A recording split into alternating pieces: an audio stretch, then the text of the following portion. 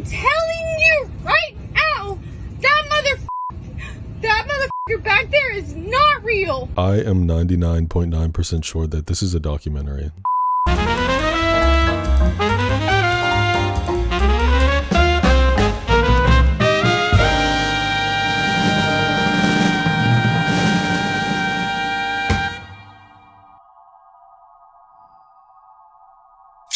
Society is a 1989 body horror film directed by Brian Usna in his directorial debut, with a screenplay by Woody Keith and Rick Fry. The film stars Billy Warlock, Devin DeVasquez, Evan Richards, and Ben Mayerson. I did a video a while back about some awesome B-horror films that I think should be on your radar, so you should definitely check that video out after this one. We do not like to leave people out around here, so if you are unfamiliar with the term B-horror, all you really need to know is that it is a label used to describe horror films that have low budgets and absurd practical effects. They also take extreme risks in their stories, and they explore very weird and taboo concepts. Pretty much anything that a major studio will not grab. Now, I don't want to say it can be considered B-horror, but it generally would be B-horror. They can be insanely gory and very, very camp. Some B-horror films I've made entire videos about are Videodrome and Sleepaway Camp. The Evil Dead is also widely considered to be B-horror, alongside the beloved Reanimator. And speaking of Reanimator, the director of Society, Brian Usna, directed the second and third Reanimator, which I have not seen. He was also one of the producers for Honey, I Shrunk the Kids. A more modern version of the subgenre would be the Terrifier films. Shot in 5 weeks, Society follows a teenager named Billy, who begins to suspect his wealthy parents are part of some gruesome cult made of the social elite. And that is all I will say for now. Things are going to get incestual. Yeah, you heard me. Things are going to get slimy. Things are going to get weird.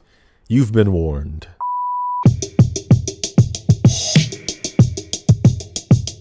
Shauna, wait. The film opens on a white mansion. White, right. That belongs to a family called the Whitneys. Our main protagonist, Billy, walks into his family's house hearing giggling. He moves through the luxury going into the kitchen. Again, all white, with the only source of color being the singular plant on the dining table. Billy goes in the drawer, picking up the biggest knife, shaking with nerves. Come on, final boy, this is how you open up a film. Bro, the laughing upstairs is not stopping. I mean, damn, what's funny? I want to laugh. We can hear his heart rate increasing as he slides down this wall when the lights cut on and we meet his mother, Nan. The next scene's conversation begins as we hear Billy telling his psychiatrist, Dr. Cleveland, about his fear of his parents, his sister, and even the psychiatrist himself. I know that's right. He said, I don't trust none of y'all motherfuckers. Billy grabs a golden apple, saying he feels like something bad's gonna happen. Irrational fear. Cleveland tells this youngin' this will pass. It's just a phase. And we get this cheesy title card. A little ghetto, but that's okay, you know? I don't know whose idea. I mean, I have to say Brian because it's his vision. He's the director, right? But the opening credit sequence in the background, mind you, it's dulled down. It's like dimly lit so we can see the titles on the screen, but you can still see what's happening. And it completely tells you what happens in the third act. I'm like, why would you do that? We fade back to the Whitney mansion where Billy's balling with his best friend Milo. A light blue van rolls up and belonging to a guy that Billy refers to as Blanchard. His first name is David, but everybody refers to him as Blanchard. I will be calling him by Blanchard.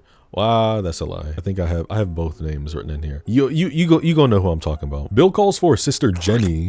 8675309. And Jenny's like, I'm not in the mood to talk to that fool. Sis goes to the bathroom putting on a muted pink dress as this mysterious music comes in, and by the direction of the camera, looks like we have a peeping Tom on our hands, folks. It's Blanchard. Jenny's looking around for the second piece of her earring that she lost when this is Blanchard. Jenny screams at the top of her lungs and Blanchard covers her mouth, holding her down on the bed, saying, just give me a minute, I can explain this. Oh my God. Billy comes in, jacking this sucker up, throwing him out, and that's right when Nan and the man of the house, Jim, enter. My thing is, y'all got all this money, y'all live in this big ass house, and you telling me he made it all the way upstairs in that girl's room. Past the, y'all ain't got no security guards, you ain't got no security. What's This is what I'm talking about. What's going on? What's going on? As Billy drags this boy down the stairs, Blanchard is screaming, something very weird is going on here. Jim is holding Jenny's hand, very suspiciously, asking what's going on. Yes, it's, you know, I told you it's gonna get a little weird, guys. Jenny talking about, you know, we were just doing this, Daddy, and replying every time Jim says something back to her. She's, yes, Daddy, and okay, smiling a little too hard as well. I hate it here. Before the parents head upstairs, Jim asks Bill if that was Milo outside that he was playing with. Yeah? What about it? Yeah, he was just gonna take me to... Milo isn't rich, by the way, if that helps with context. While Billy's checking in with Jenny, asking if she's okay, you know, what's going on with this David guy, she just shrugs him off and calls Davy jealous. And when she asks Bill to zip her dress up, pack a bag, Bill. No, I don't want to argue and pack a bag. It is time to get the fuck. Of course, he doesn't say anything about this. Bill then apologizes to Sissy that he's gonna miss her big coming out party. No, not that type of coming out party. At school, the Beverly Hills Academy, we see this overly enthusiastic cheerleader on stage cheering, "We are #1!" This is Shauna, a white, rich, blonde girl named Shauna. When have we seen that? I kind of live, you know. She introduces Bill Whitney onto the stage, aka their hero. Baby, only 1/3 of this crowd is getting hype. All right, girl, let's calm. Go sit your ass down somewhere. So this is a presidential debate between our protagonist, Billy Boy, and his opponent, Martin Petrie. If I include these characters' last names on screen, that is telling you that they are referred to by their last name in the film. Martin saying Bill's gonna use his athletic ability to get the votes of the childish morons in the audience. Bubba, insulting the people who are going to be voting for you is not smart. In the front row, there are two rich students, Ted and Clarissa. Milo slams his judge gavel, yelling, "Order in the court, bitches!" telling his BFF/candidate that he may respond concerning the proposed dress code. But Billy is too focused on Clarissa, who's making faces at him, and pulls a Sharon Stone, opening her legs. Oh, so Basic Instinct copied this movie, huh? I choose to believe that. Everyone follows his eyesight catching on, and my thing is, nephew, you can't even see anything. Like, I think she's wearing black underwear. It's just a void. What do you... Oh my God, what you mesmerized by? When Shauna sees it, she slams her books down, knocking his attention back. Oh yeah, by the way, Shauna is Billy's girlfriend. Forgot to mention that. This boy says a whole bunch of nothing up on that stage, just making fun of Petrie again to get cheers, and when he tries to check if the babe witnessed, both her and Teddy Bear are gone. Billy comes into therapy cheering and clapping because he nailed his debate opponent, biting into another golden apple, nodding his head when no worms appear. Progress, I guess. Cleveland asks how Billy feels about his family with all their recent victories, and before answering, his trifling ass puts the apple back that he bit into on display. Don't piss me off, Billy. Your hair is already doing enough. He's telling Cleveland White that things are perfect. You know, I don't think about them, they don't think about me. We're just one big happy family. Except for a little incest and psychosis. Cleveland gets closer to him, way too close. Move, woo woo ya, bitch, back up off me. He gets Billy to admit that his parents don't approve of him like his friends, nor do they like that he doesn't act like Jenny, even pointing out that he doesn't even look like them. But Doctor tells him it's perfectly normal for teens to feel alienated from their families. Alienated. Billy Boy thinks that he is adopted, and the shrink just chalks this up to him being paranoid. You know, you really deserve what's going to happen to you, you know.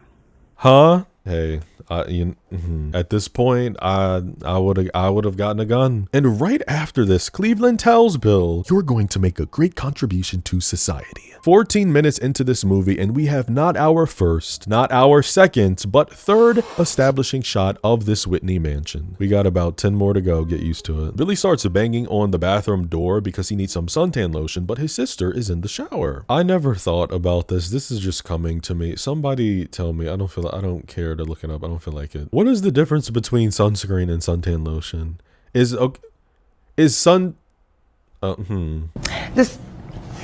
My guess is the difference would be a suntan lotion. Maybe it aids in tanning or something.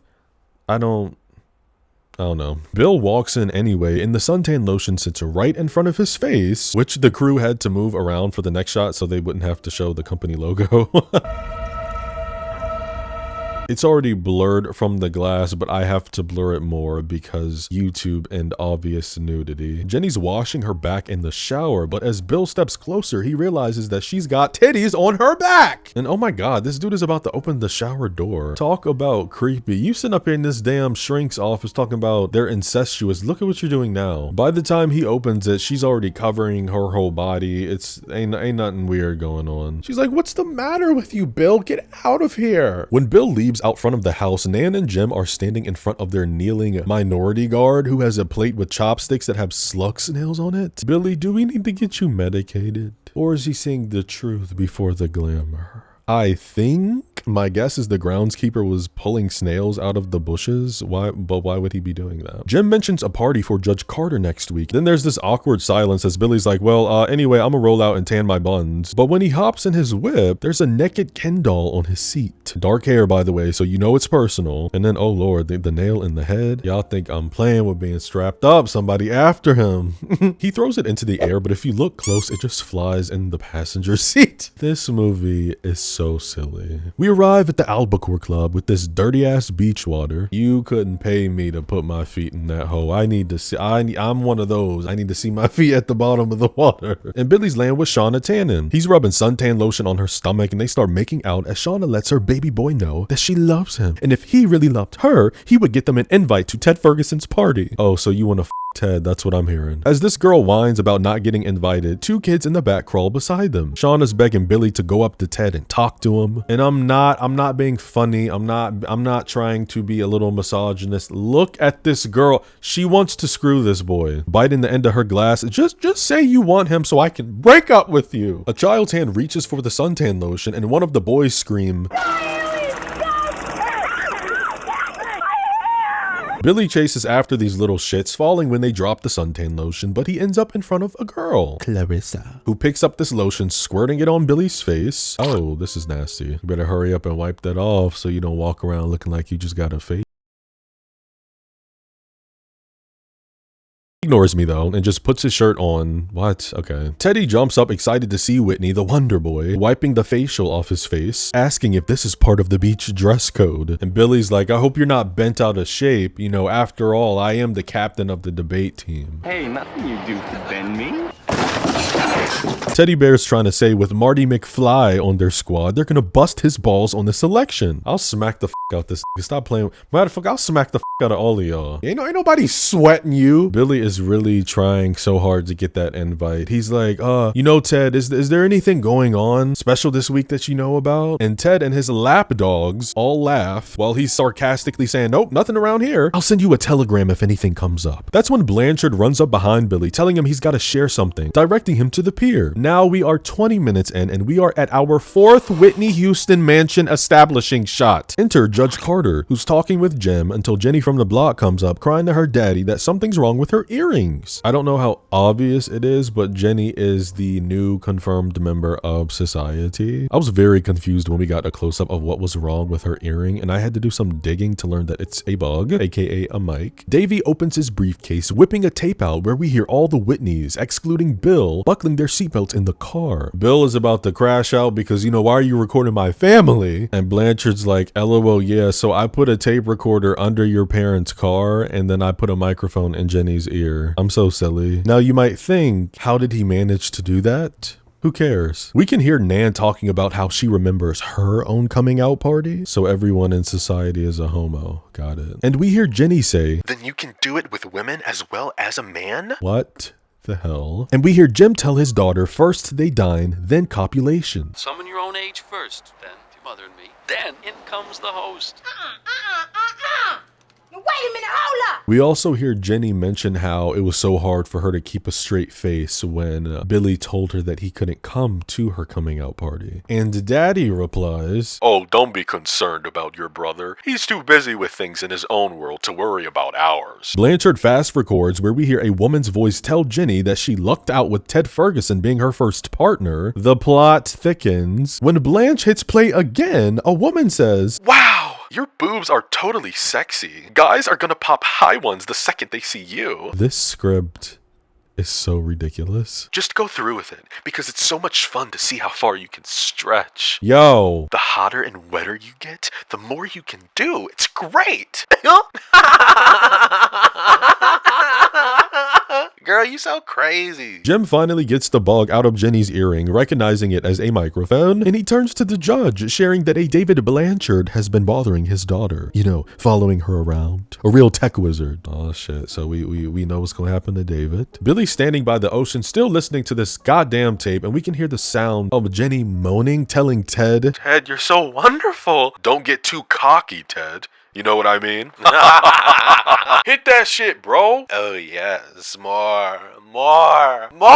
This is insane. We start hearing this squelching and this like collective moaning as they call him the host as he joins the party. Then a voice of a random guy is like, you know, hey, what are you doing? What are you doing? All while a swarm and a crowd of people are laughing. And that sets Bill off, who attacks Blanchard, hollering that it's rigged. Baby, it is 1989. There was no technology to emulate multiple people's voices. And we said the same goddamn thing 11 years later when Scream 3 came out, you know, with the voice box changer. I'm sorry, I'm not buying it. Now, in the big old 2026 with the advancements of AI, I'd believe it. Bill brings the tape to Dr. Cleveland, who says give him the tape and he will listen to it tomorrow and contact Bill. Yeah, I don't think so, Trick. Pulling out the card about how we have to trust each other, and you know, he's trying to gaslight Bill, saying, are you still afraid of me? And Bill's dumbass hands it over. Later on, he's trying to tell Shauna about this tape, you know, trying to be #real, but of course his alleged girlfriend isn't listening because all she cares about is getting white girl wasted at Ferguson's party. He starts yelling that she never listens to him, and this prompts her to break up with him. I don't know, Billy. Maybe we should start seeing other people. Wait a minute, Shauna. Shauna, wait. I'm telling y'all, if I walked into a room and heard Billy yelling the name Shauna, I would think his girlfriend was a black girl. Milo comes up as Bill opens his locker, finding a squishy ball painted like an African mask with Barbie hair attached. You know, I'm not gonna keep repeating myself at this point. I keep telling you, Billy, you need to pack a bag, you need to buy a gun, you need to go on the run. Molly, you in danger, girl. It's time to go. When Billy goes to Cleveland's after school, Cleveland is saying that he's worried about him and what he's doing is illegal. My father and sister and my mother together. I think you can guess what happens after Cleveland plays the tape for him. Baby is gone. It's a completely different tape. We've seen this before. The protagonist who thinks they're losing their mind. You know, everybody thinks they're crazy. They're cray-cray. So Cleveland writes a prescription for Billy because he's cuckoo for Cocoa Puffs. And Billy frantically picks up the phone, dialing Blanchard, requesting a second copy of the tape, and orders him to meet him ASAP. Something's telling me that society already got to Blanchard though. Let's find out, kids.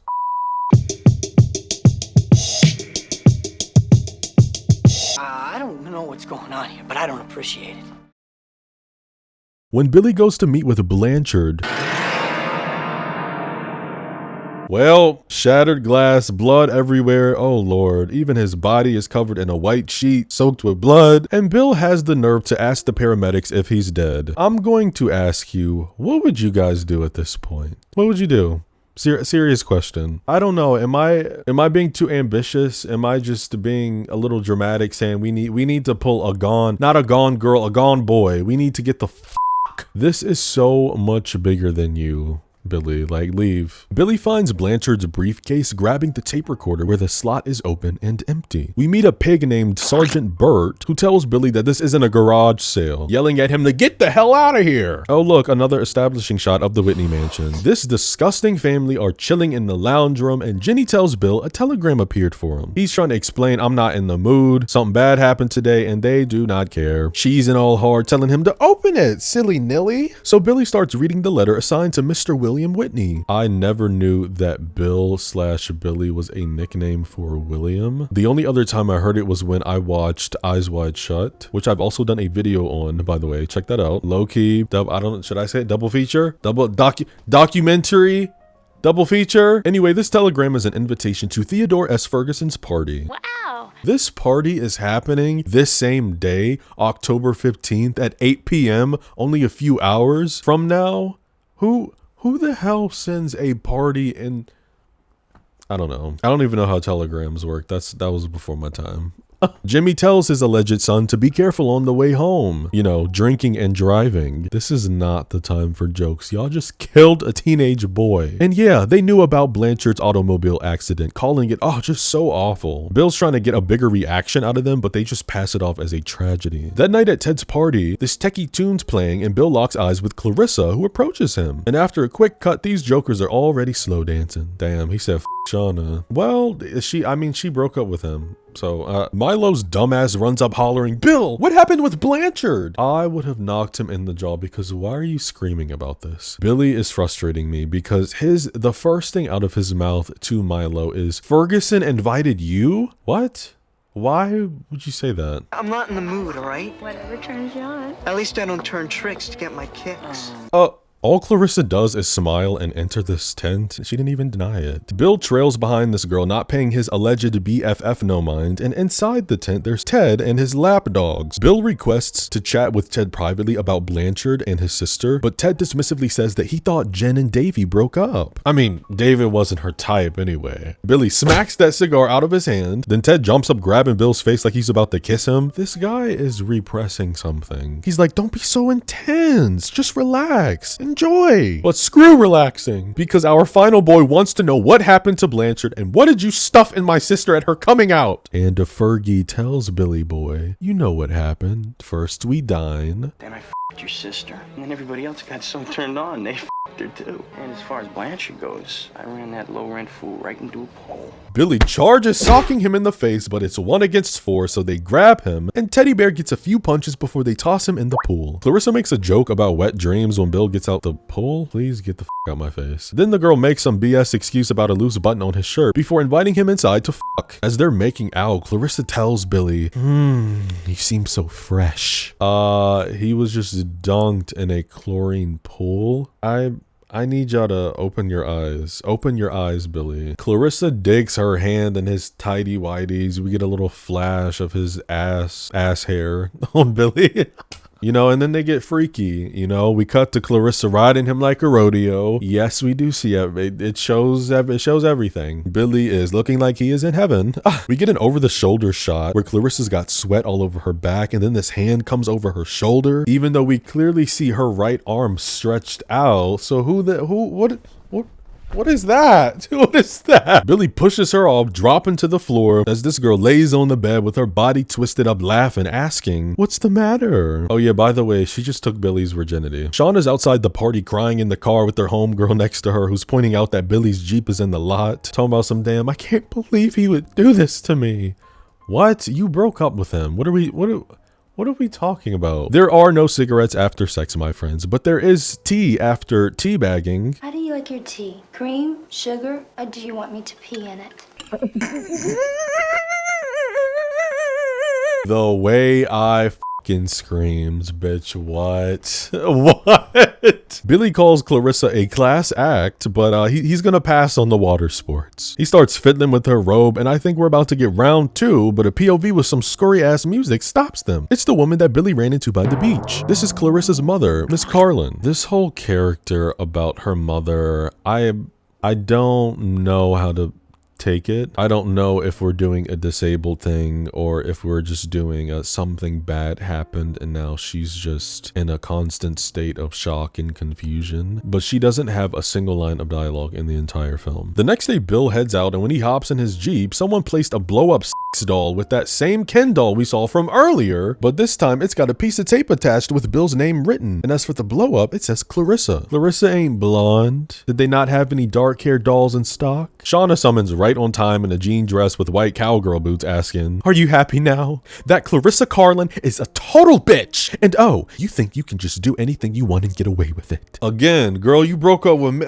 You broke up with this chocolate bar. What you talking about? I'm a free agent. You better bounce. Bill's arm is wrapped around this doll, which he accidentally whips out trying to explain. So Shauna's like, Billy, how could you? Then she rips off her promise ring, throwing it on the ground. Shauna! So Bill goes back in the house. He was about to head somewhere, and then he found the dolls. He goes back in the house up to the parents' room. Oh boy. And we hear Jenny say, Yeah, right there, Dad. That's good. My God, what the world coming to? Everybody's in their PJs and Jem's rubbing Jenny's neck, giving her a massage. See? Bill throws the doll on the bed and the women call him repulsive. That's a really disgusting thing to bring into Mom and Dad's bedroom. Bro, who are you talking to? First of all, why are you in your parents' bedroom getting a neck massage from your Faja, who was in his boxers and a robe? Let's talk about that. Bill's next line is so funny. He's like, I don't know what's going on here, but I don't appreciate it. He's asking why are they doing this, and Jenny calls him paranoid, leaving the room. Nan gets up telling her alleged son to calm down and don't be like that. And we hear that sentence again, talking about some, oh, you're gonna make such a great contribution to society. Stop! Now Jem's touching up on him, saying, oh yeah, Bill, you're gonna make the whole family proud. Man, you guys disgust me.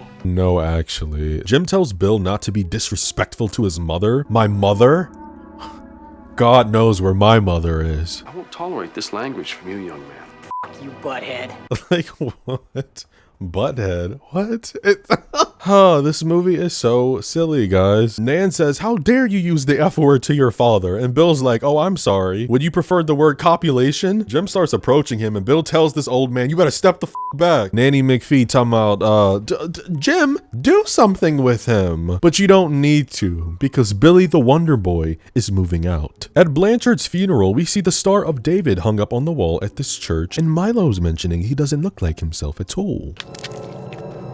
They chop this up to a lot of reconstruction work having to be done on Blanchard's body. And that's when Petrie summons, saying that he needs to talk to Billy about his parents, about Blanchard, and about some things that's been happening. I don't know, y'all. I feel like this is a setup. He asks Billy to meet him tonight at Franklin Canyon around 9 at the gate and walks away. That night, Milo also attends, but in secret. Billy Boy can't find Petrie anywhere, so he goes out into the woods. But then Milo sees a guy pulling out of the woods, leaving the scene in a wagon. I had to go back a few times because I was like, is that Petrie? Is that Peach? Why do I keep Petrie? We are calling him Marty for the rest of the movie. Anyways, it's not him driving the car. He finds this car in the trees with its blinkers on that's got all its doors locked. Well, until he opens the passenger. Throat gushing and all. Oh my God. Bill starts hearing laughing from a group of men, so he starts screaming, who are you? Chasing the noise. He finds a sweater hung up, and then this man in blackface pops up behind him, throwing Billy on the ground, snatching the sweater and taking off. Billy is chasing after him as if he's gonna do anything, right? Hops over this fence, and by the time he gets over, the suspect's already gone. Oh yeah, and then this fence is right across from Clarissa's place, who opens the already cracked door, and when inside, Bill runs inside asking for the phone. Cut back to the woods where Bill, Clarissa, and some officers are on the way to see Marty's body. I feel like a broken record here, man. We know how this is gonna end up. Clarissa, why are you smiling while you guys travel through the woods? What's that about? When Pig Bird opens the door, there are a bunch of ripped red pieces of fabric clothing that have replaced the blood. Billy's saying that the car must have been replaced, and the pigs think that this kid is on drugs, ordering them to get up against the car. Is it really that boring? Being rich? I guess you're just naturally fucked up. Bert says the next time he sees Billy, he will be a lot less pleasant. Clarissa tells him to come home with her, and to know that does not mean come home with me and put me through the mattress. But they don't even do that, because when we cut, both of them are asleep in the back of Billy's Jeep. The following morning is the presidential debate. Jenny's asking why Bill didn't come home last night because Mom and Dad are really upset. Mom and Dad. You too. There's a brief moment between them where Bill asks Jenny if she has anything she wants to tell him, promising it'll just be between them. But of course she pulls out the paranoid card again, guys, right? Bill comes up on stage for the debate, but Marty isn't in attendance. Also, wait, did Milo not follow up with his best friend? Billy didn't know that he was there. Milo was just being a friend, just like for backup in case anything happened. But remember, Billy went over to Clarissa's and then they slept in his Jeep. I'm sure Milo was gone at the point, so you just left. Billy boy goes into an entire monologue to the student body about how Marty's never late to anything. You know, Blanchard's death was no accident. He told me about the society that kills to keep its existence a secret. Fergie and Jenny are in the front thinking this is funny, right along with the school, and Bill keeps it going. Would someone like to tell me what's going on here? This is why we do not announce something this serious to the masses without any sort of plan. Fergie yells, "Nice speech, Whitney," waving the sweater he saw last night around, and Bill runs off stage. I thought we were moving out of town. You know, I thought we were moving out. What did you expect to happen, Billy? Milo chases his best friend in the parking lot, admitting that he f***ed up and didn't think Bill would take it this far. Excuse me? You're behind all this? Milo admits he was the one who put the shrunken head in Bill's locker and the sex doll in the Jeep, but he didn't think Whitney Houston would flip out. Bill rightfully jacks his ass up, ready to pound his ass, asking who else is in on it. But Milo screams that I'm not in on anything. He followed the protagonist up to Franklin Canyon and saw Marty and Ted come out of the woods. Marty was wrapped in a blanket, and then some old station wagon showed up and followed by some old Ford. Now, the reason he had been following Billy because he says that, you've been acting all silly, baby boy, I'm worried about you. And when Bill asks, what's going on with this doll? Why did you put this doll in my Jeep? He says, I don't know, you just made me angry. Is it just me who finds that weird? I'm your best friend when it suits you. Bill isn't sure the measure of trouble he'll be in, but Bestie Milo says, I'll be right there to hold your butt. We have yet another establishing shot of the Coke White Mansion. My God, they love to show this mansion. I'm telling you, that most of the budget probably went to using the exterior of this mansion. He parks the car heading inside as Milo waits in his whip. Bill comes in seeing the ancestral trio hanging with Cleveland, White, and the creepy-ass judge, saying it doesn't surprise him that they're all here. Right after Nan tells this child that he almost spoiled everything, an ambulance parks by the mansion. Bill is trying to excuse himself, saying that he's got a big day tomorrow and wants to sleep, but all of them start approaching him, and now the paramedics are in the room. So what was the plan? Oh my God, you knew all of these people were coming after you. No weapon, no getaway, no nothing. And Bill gets pinned to the ground, given a needle from Cleveland as the world goes blurry.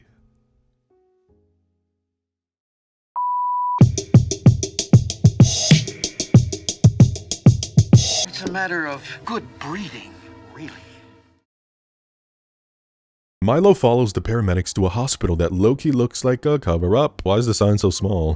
Funny enough, I learned when looking up facts about this production, the exterior hospital shots used here is the same hospital that was used in Halloween 2 from 1981. Also, not only was Billy Warlock in the film, but his father, Dick Warlock, was the stuntman for The Shape. It's a small world, isn't it? Milo asks the front desk woman for Bill Whitney's room, but she doesn't see anything. He notices this body on a stretcher, but before he can pull the sheet back, the desk woman grabs his wrist, telling Milo he'll have to go to the morgue. The morgue? The morgue? Oh, he'll be furious! Somebody pulls Bill's body away as the front desk lady apologizes. No, you're not sorry. There's been a mistake.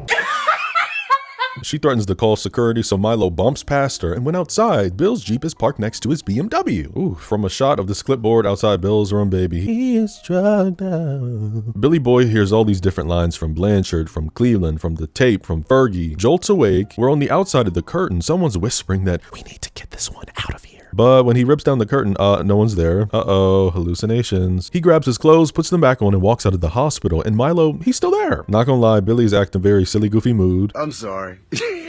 I'm just in a silly, goofy mood. Acting like one of the members of society. Milo starts asking, what did they do to your booty hole? They even brought your Jeep here, bro. Nothing that Billy says is, like I said, just all you need to know, he's drugged up, okay? So Milo thinks his best friend is forever dead. You're officially dead. Can't you see that they're setting you up for something? Bill says for the 11th time that he is not paranoid. All his fears are real, and he directs Milo to follow him. They go to Clarissa's house. Bill is upset, asking for her mother because he wants to know if she's also in on this. And Clarissa is scared, doing everything in her power to try to calm him down. She's like, why don't we go upstairs? I want to be a bad girl for you. Oh, bad little girls. Yeah, right, huh? Bad little girl?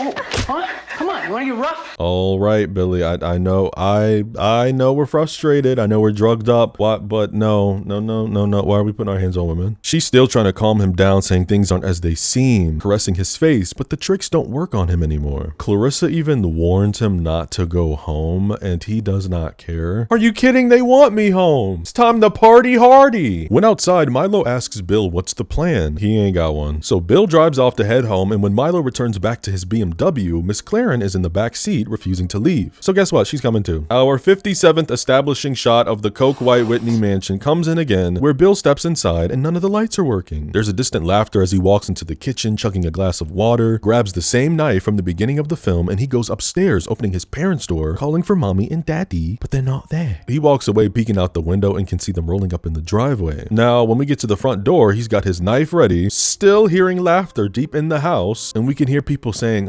keep Keep it down, keep it down. When the parents come in, Bill tells these creeps he'd like a word. And in the blink of an eye, the lights now work. There's a crowd of people dressed in suits. Billy is reprimanded, and Officer Pig Bird puts the end of an animal control pole around his neck. Let the party begin, bitches. More people come out laughing as Big Back Cleveland claps, yelling, "Wonderful!" Introducing the ladies and gentlemen to Mr. Judge Carter. Everyone congratulates this judge. The judge congratulates Nan and Jim. Somebody please explain what the fuck is going on here. I do love the smell of the hunt and the taste of the shunt.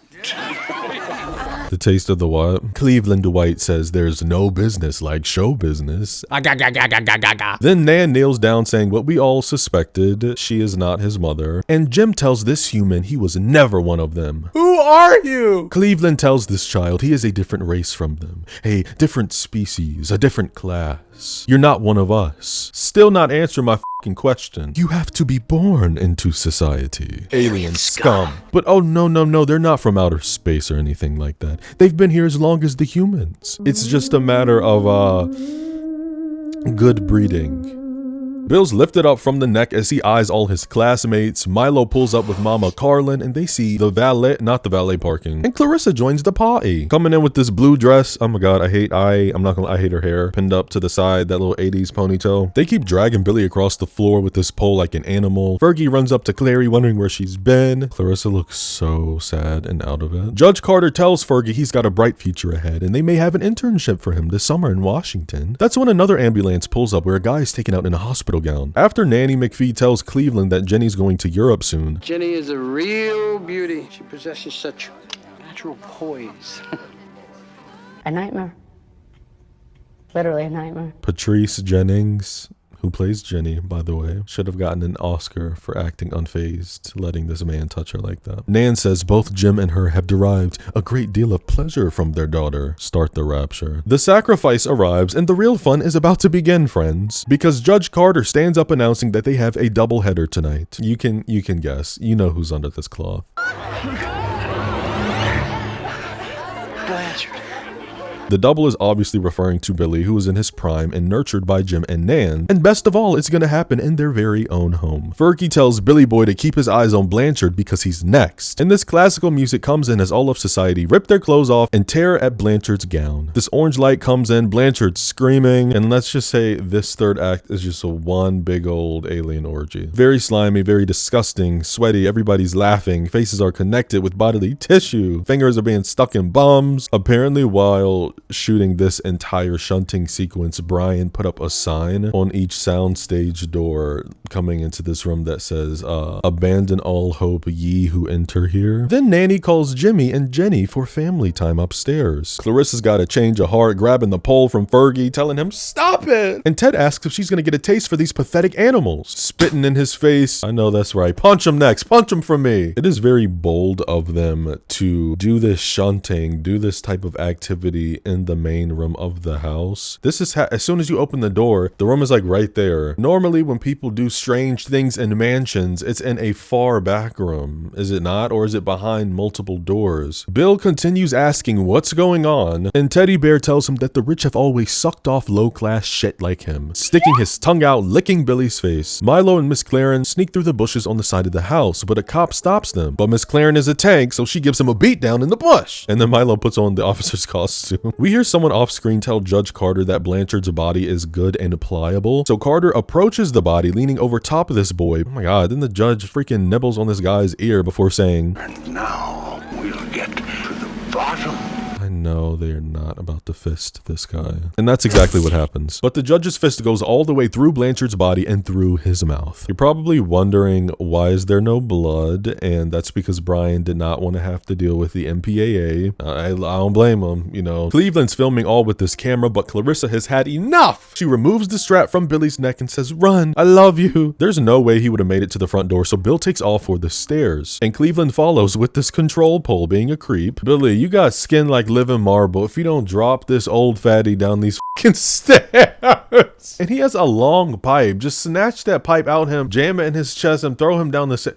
Y'all don't. He basketball jukes this sucker, and next thing we know, Cleveland's head has turned into a hand. Billy runs into the master bed where Nan's laid out with these two manly legs poking out, and when she gets out the bed walking towards him, she spreads her legs where Jenny's head pops out saying, If you have any edible fantasies you'd like to indulge in, Billy, now's the time. Yeah, and as far as Jim, his face is in between these two cheeks. He's like, well, son, I guess you're right. I am a butthead. Cleveland's still outside that door, and Billy's foot gets caught in the pole as the shrink starts cackling, joking, it's just another hang up, Billy.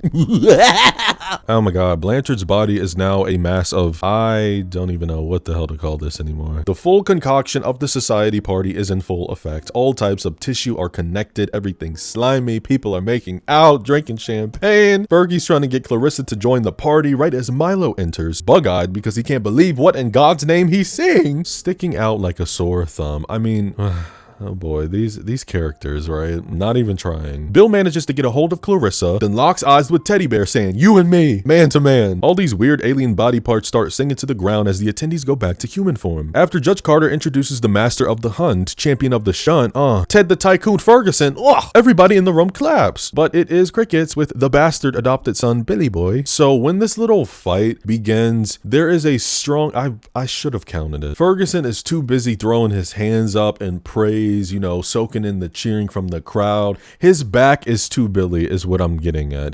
Billy, you had all this time to strike him and get him on the ground. You just standing there watching all the, you initiated this fight. What are you waiting for, huh? I guess he was just waiting for Ferguson to Bruce Lee jump in the air and kick his ass in the jaw. He's so pathetic. Billy charges at Fergie, who flips him over, then punches her throat. I'm tired. Milo's dumbass gives himself away. I'm truly surprised that Milo made it this far, I have to say. Society starts beating him up, and Fergie tells Billy Boy, you see this arm? You see these guns, baby boy? You're gonna get very familiar with it. And he throws Bill at the wall, picking up a fire stick, but Clarissa stops him. And then... oh yeah, he's gotta die now. One thing about a hashtag mother, ain't nobody gonna put their hands on her child. Miss Clarence steps in like a mama bear, tackling him to the ground, but Fergie gets her off, and Billy asks Teddy to hit me with your best shot, and Teddy goes to Pound Town. I'm not gonna lie, I kinda lost hope for everybody in this situation. The only person I'm rooting for is Clarissa. Teddy says, I told you, Whitney, we don't lose. And then he starts making out with Billy as we hear a slurping noise. What the hell? Jim is frantically screaming, shunt him! Shunt him! Right when Fergie's about to fist our final boy, Billy grabs that wrist, twisting his arm back, and now Billy is the fister. Bill raises that fist all the way up Teddy's body with his hand popping through the mouth and the eye sockets. And then he shoves this guy's head all the way through his body, and then his guts spill out onto the floor. Nasty stuff. Somebody in the background is like, oh my god, he turned him inside out. What? Okay. I mean, he did, but... all right. Fergie's body has all these disgusting worms and shit all inside him, and one of the guests are like, don't touch him until he's congealed. Now everybody's looking at Billy scared because he just killed a young member of society. This kind of pissed me off. Milo whips out a gun. Where was the gun the whole time? Where was it the whole time? He hollers for Clarissa and Billy, but Jim blocks the door, telling his adopted son that he'll never get away with this. Don't count on it, butthead. The sun has finally come up, you can bet your bottom dollar, and we watch our trio run to the Jeep, escaping the party.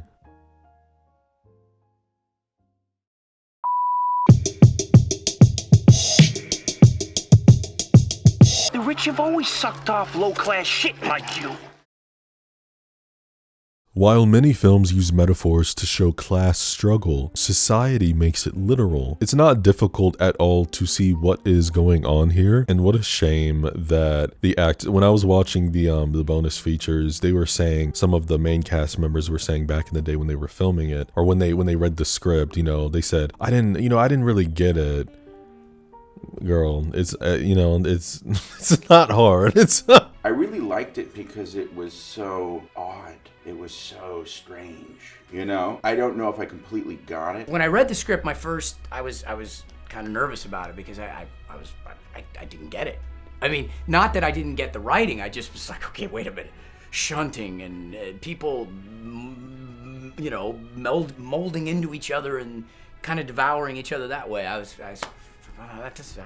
Okay. The symbolism is not hidden. This is not the 2018 Suspiria remake. You know, you don't have to piece things together. This is the othering of the lower class. They are the socially inferior to these wealthy alien specimens. Wasn't that Milo outside? Yeah, he was just gonna take me to...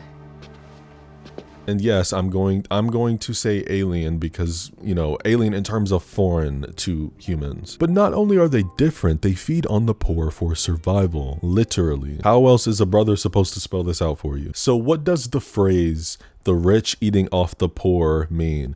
Let's go down this rabbit hole for a second. I'm not gonna lie, I'm gonna need you to pay attention, okay? And I myself had to do quite some digging for this to pull all of this together because I don't wanna give you a bad example or just talk out my ass. I need to put it in the best way possible. So just stay with me. If you're doing something, put it down, pay attention. This is essentially about economic extraction, where wealth is concentrated at the top of a social hierarchy, simply by leveraging the labor, the debt, or necessity of those at the bottom. In social and economic theory, this can pretty much be broken down into a few systemic mechanisms, and I'm going to give you 5. 1. Surplus value of labor. If we look at the Marxist theory, this is the primary method of extraction. It suggests that workers produce a certain amount of value through their labor, but are paid only a fraction of that value in wages. And so the surplus, aka the profit, is kept by the owners of the means of production. Say there's a worker who produces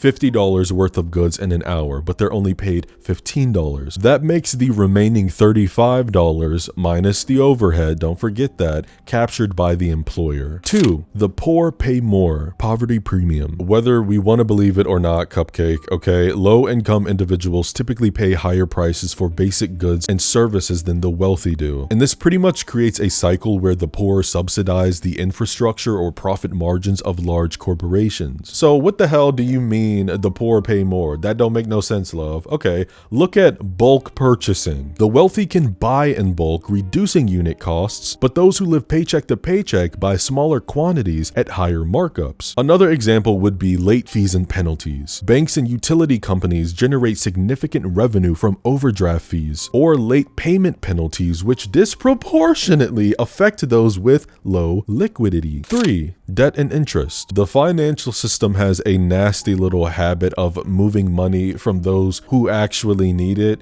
to those who have it via interest rates. Look at payday loans and how they target low-income areas with interest rates. Look at the rent issue. When wealth is used to buy up essential resources like housing, the rich can charge the poor for access to those resources without actually producing anything new. And this is known as rent-seeking behavior. Don't get me started on gentrification. You know, they take these marginalized groups, push them out of their own community, buy the land, they repackage it, you know, create little fancy new modern buildings and shit, and then sell it at a much higher price. Brooklyn is the poster child for gentrification. The Beltline project in Atlanta. Lisbon, Portugal has an issue because tourism took that over. 4. Risk socialization. In modern economics, this is described as privatizing profits and socializing losses. Large corporations may receive government subsidies or tax breaks funded by the general tax base. And if a massive company fails, the public often pays for the bailout while, you know, the executives keep the bonuses earned during the profitable years. 5. The Vimes Boots theory. This is quite a popular theory that author Terry Pratchett coined, which says how the inability to afford high-quality goods leads to higher long-term costs. A rich person can buy a pair of, $50 boots that lasts, say, 10 years, where a poor person can only buy $10 boots that last a season. And after those 10 years, the poor person has spent $100 and still has wet feet, while the rich person has only spent $50 and has dry feet. Damn, it's my feet hurt. It's my feet hurt. Damn, it's my feet hurt. So all of those examples to say, we live in a fucking society. No matter how strange, how odd a film is, let us not forget that art will always reflect life.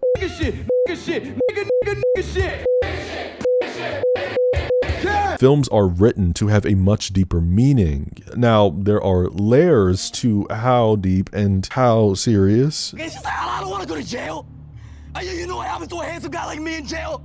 It rhymes with grape. In society, manners and wealth hide the monstrosity underneath. There's this clash between the clean suburban aesthetics and grotesque reality of how these folks get down. Remind you of anything? All of these celebrities that people worship. I never understood that. You know, it's one thing to be a fan of somebody's work, but it's different to be invested in them. And I was about to say something, but I was like, I don't want to come for anybody who has a Stan account. No shade. We ain't gonna go there. These people do not know who we are, guys. They walk through life with a different lens on. They are in a different tax bracket. The phrase, the rich are different, is another on the nose reference here. Take everything I just said. When you have so much money, you don't know what to do with it. You start to get, I don't want to use the word creative, but these disgusting billionaires and what they, oh my God, all the theories and all sorts of twisted, like hedonistic shit that they get people to do behind doors because they know people do anything for a quick, give me an hour and I'll throw you $100,000 if you, I don't want to get demonetized, so I'm not gonna. The elites shown in the film are not only incredibly privileged, but they're inhumane, and you must be born into it. You cannot slither your way into becoming a member. So now you think, why the hell did they adopt Billy then? While not explicitly stated, it suggested that there was a special grooming, a supervision under his parents who were respected for him to reach a certain age, 18, and be perfect as a sacrifice for the shunting. The original script began with the scene where Billy creeps back into his house after leaving the hospital, and then we would have jumped back in the past, with the first hour of the film being told as a flashback. But to avoid audience confusion, Brian Usna opted instead to have a new opening that's more of a foreshadowing of later events. The original script also had a different finale where the secret society was revealed as a cult that was out to sacrifice Billy specifically and only for its own crazy reasons. But Brian changed his mind yet again, wanting a much more fantastic revelation. So him and his chosen makeup artist, Screaming Mad George, fostered the idea of society being monstrous creatures that ate the lower class. At the beginning of his monologue to Billy in the third act, there is this line where Dr. Cleveland says, "There's no business like show business." And this reminds me of one of my favorite phrases that you'll hear frequently within the conspiracy community. The world is a stage. If you hunt for the origin, it's from no other than Shakespeare. Isn't everything, right? The original line is all the world's a stage from Act 2, Scene 7 of Williams' play As You Like It. I can't tell you when I first heard it. I was about 18, 19, and it's still the realest shit I ever heard. Beyond the fact that we are a spirit inside a human body, walking on a rotating ball where you are expected to play along to societal codes everywhere with everyone you come across, how you never really see the people you meet, but instead what they decide to show you. The concept of going to school, going through it, going through the college experience, finding a career that makes you happy, or the least keep these motherfucking lights on, sustaining a social life, having a family. Everything feels so rehearsed, and we're constantly told the rules for this game of life. I went through a heavy edible phase in 2023, and I will never forget the one time I was standing in my kitchen, high as hell, and I started having an anxiety attack because I felt like a Sims character spinning green diamond above my head, and that I was just an avatar being controlled by some god up in the sky. The world is a stage saying continues to apply when you think about all the silly, ridiculous, and outright vile shit going on today. Donald Trump is trying to run for a third term, even though that's illegal. ICE raids are still ongoing. Nolan Wells' case is still unsolved. People are still giving that 20-year-old clavicular dude attention. Wildfires are happening in Canada, France, and Spain. GLP-1 medication is rising because, oh look, don't you want to be skinny and skip working out? Just put this in your body. The Epstein files still haven't been released. People have ran through, and when I say ran through, I'm talking Jeffrey Moran, the pass around party bottom. No, just kidding. I'm sure he's a nice guy. The originally funny Boys in the Hood saxophone meme. I'm tired of it. I'm tired of it. And 80% of you aren't even using the context correctly. Moreover, if I ask them where that audio is from, I bet your bottom dollar they wouldn't even be able to tell me. But you throw that musical audio over an awkward situation in hopes to get a viral hit. I mean, you know, anything to pay the bills, I guess. Every other week, some bullshit is coming up to distract the public from the dirty deeds going on in the White House and the government. And if we really want to talk about it, I believe these small dick contests between presidents and dictators are manufactured. I bet these guys, I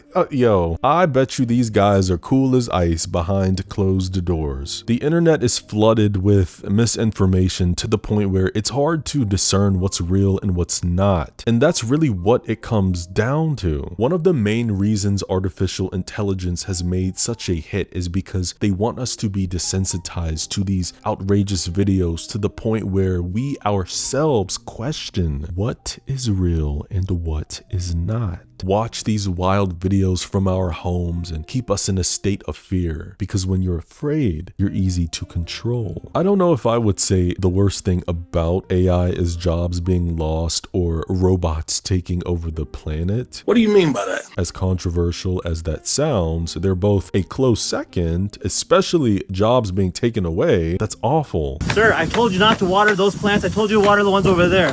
Sir.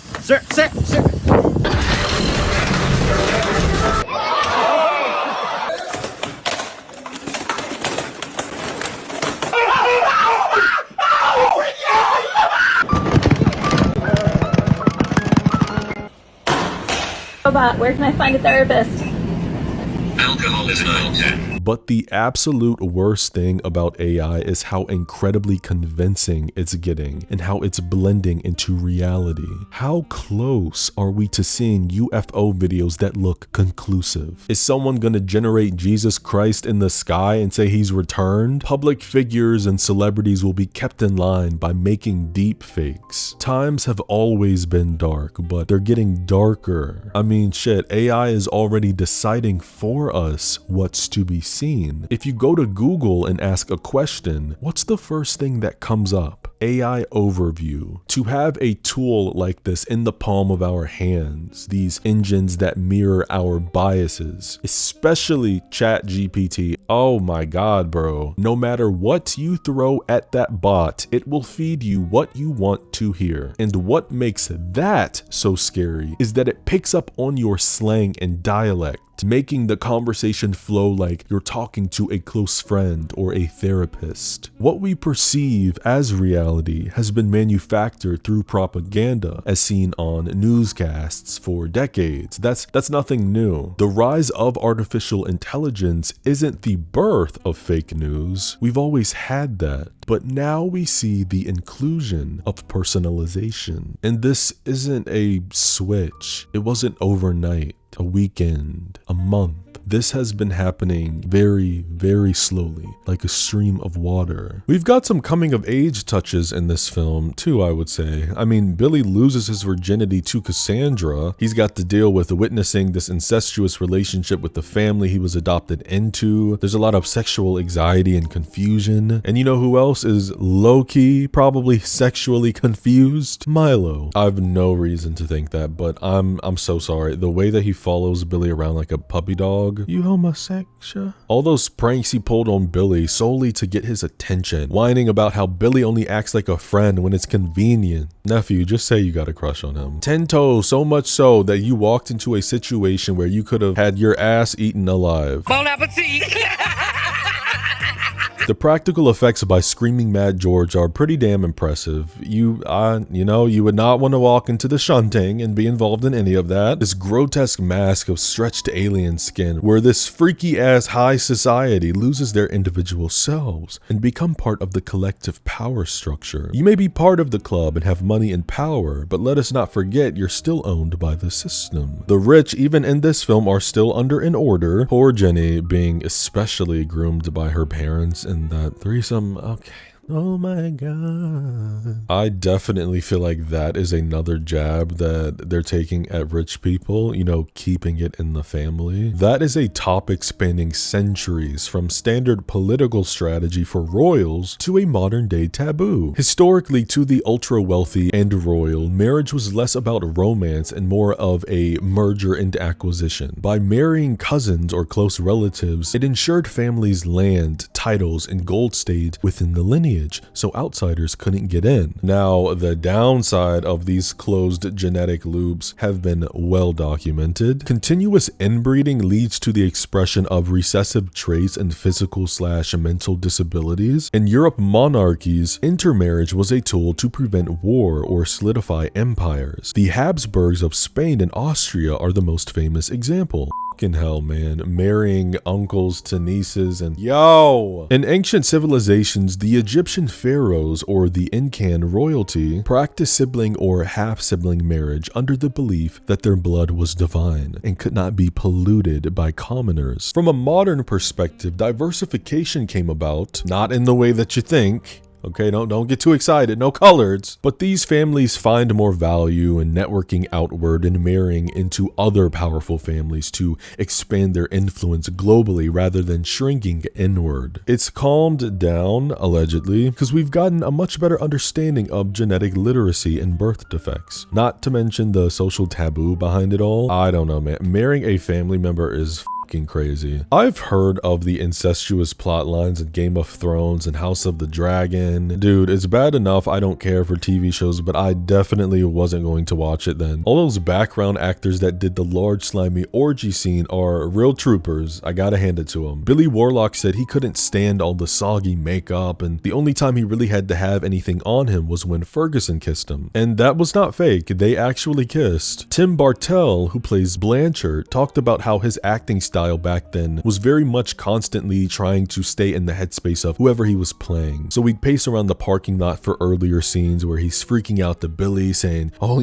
weird stuff's going on. And specifically with this orgy, he was crouched down into a hollow part of the couch and had this big prosthetic over top of him. I can only imagine how hot it is. Not just the prosthetic, but the lights and all these people, the body heat emulating off of everybody. Like that's not fun. Brian even said that he had to cut down on that scene because I guess, Tim screaming and his reaction was so realistic that it was also like too much. That shit's draining. You're doing takes over and over screaming, and it gets to a point where the brain is so funny, man. It gets to a point where you really start to believe that this is actually happening. Tim was saying how, you just say you have to keep telling yourself this is just, we're just playing around, this is pretend. But being in that headspace, just having all of that weight on you, the prosthetic, it's hot, like I said, the masses of body heat, you have to just sit there for hours and out. Like I'm telling y'all, this is not a little quick 1 hour shoot. You gotta sit there while the cameramen and the crew just move everything around and set up different angles and close-ups. That is a lot. That can be a lot for somebody mentally, and it truly does remind me of what I brought up in my Showgirls video. Check that out if you haven't. Oh man, you're just ruining it.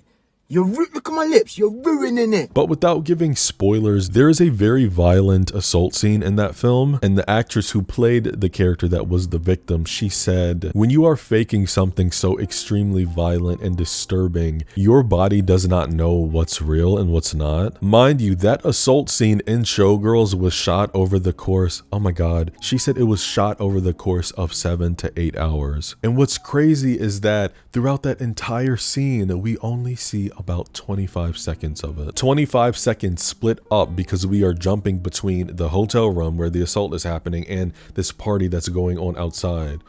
What the Yo, you telling me you put my girl through 7 hours of different angles and different trials and errors of being SA'd over and over, and you only used 20 seconds of it? Not saying we needed to see more or all of it, absolutely not. But for a scene that lasts that short, that is crazy. What Stanley Kubrick put Shelley Duvall through, R.I.P. Queen, how she was isolated to keep her in a state of anxiety, and towards the end of the shoot she was losing hair and having panic attacks. Isabella Gianni in the 1982 film Possession said that the famously crazy subway scene was so physically and mentally taxing that she suffered from PTSD for years afterward and attended therapy to get the character of Anna out of her system. Florence Pugh in Midsommar, during all her grief-breathing scenes, the emotional weight became so heavy that Florence said that she felt she was losing herself to the character's trauma and had to ground herself with Ari Aster in the cast. Marilyn Burns in Texas Chainsaw during the dinner scene, she was constantly screaming all throughout that climax, not to mention they were filming during a heat wave with real rotting meat on the table. Marilyn was subjected to terror and physical injury leading to a breakdown, and Tobe Hooper had to manage her through actual shock. Janelle Monáe in the 2020 psychological film Antebellum. That film deals with the visceral trauma of slavery. But imagine how tired we are.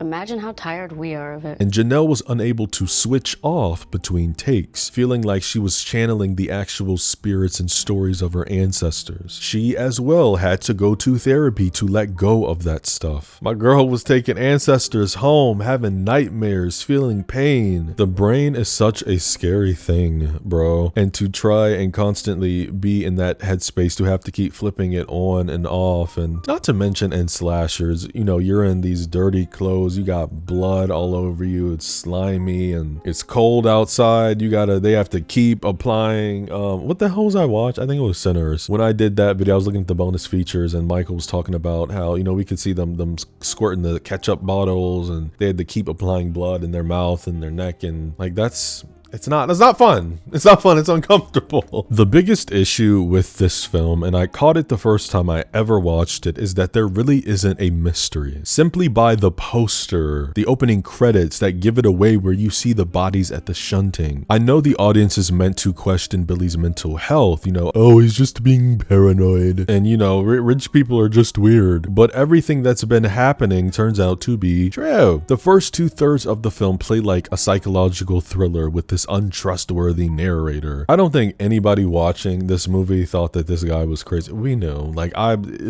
you know, and this happens to a lot of characters who try to be whistleblowers or expose any systemic corruption, right? Especially when it's something as outlandish as an alien orgy. That motherfucker back there is not real. The conspiracy theorists on Reddit would have believed him though. Although psychological thriller is at the top of my list with taste, you have to do it right. The twist for the sake of a twist is still alive. If a reveal isn't properly foreshadowed, it feels like a cheat. When solutions are pulled out of thin air just to shock the audience, it undermines the logic of the entire journey. In pacing, that's another hurdle. There's a fine line between a slow burn and simply being boring. If the psychological tension isn't constantly racking up, the middle act will be stagnant. The subgenre also loves the cliches of mental health conditions being a convenient shorthand for being a villain or being evil, which can get excessively reductive and repetitive. The best thrillers out there leave a sense of lingering ambiguity, while the bad ones feel the need to have a character explain the entire plot in a 5-minute monologue at the end. It is very funny that a film commentating on how strange rich people are was swiftly swept under the rug and shrugged off as campy 80s slop. Says a lot, doesn't it?